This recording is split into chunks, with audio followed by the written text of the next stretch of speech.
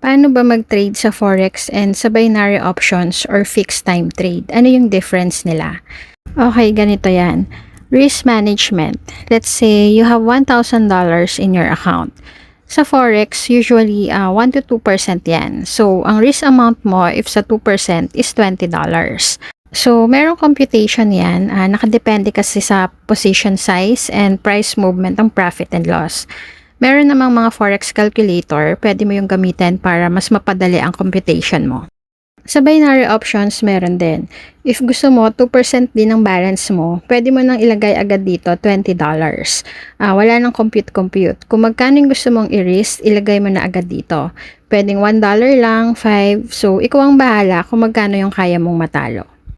Sa forex, merong stop loss, take profit, and risk to reward. Kunwari ganito. Magsasell kayo dito sa area na to kapag ang price tumaas or lumagpas sa line na to, ibig sabihin negative na kayo or loss na kayo. Habang tumataas yung price or candle, lumalaki din ang talo nyo hanggang maubos yung balance nyo. Kaya si Forex, merong tinatawag na stop loss to protect your account. Kunwari ganito, let's say ang risk nyo is $100. Itong red area na to, ibig sabihin negative ka na. Kunwari, yung price na hit niya to, negative $30. Then dito, negative 50. Then, negative 80. Then, if na-reach niya to, loss ka na ng $100. Then, automatic, makaklose na yung trade mo. Kaya, if wala kang stop loss, habang tumataas yan, palaki ng palaki yung loss mo.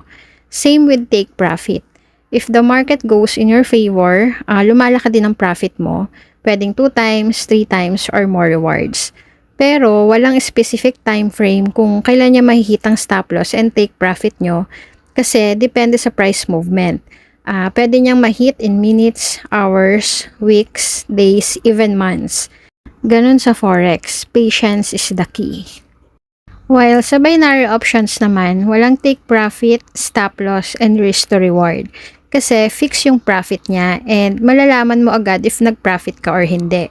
Mabilisan lang, hindi mo kailangan maghintay ng matagal. Kunwari ganito, ang duration mo or expiry time is 1 minute. Pwede ka mamili if gusto mo 2 minutes, 5, or 1 hour. Ikaw ang bahala. Then, ang risk mo is $100.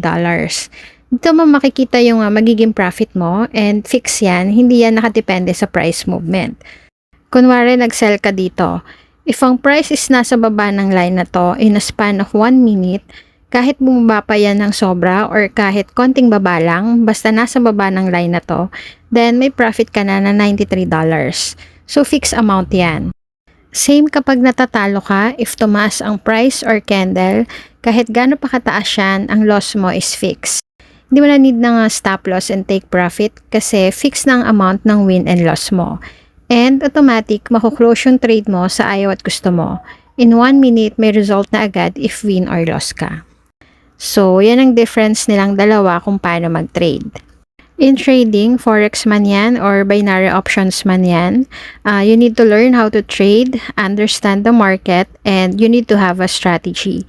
Kasi kung magte-trade kayo ng walang alam, masasayang lang ang pera nyo.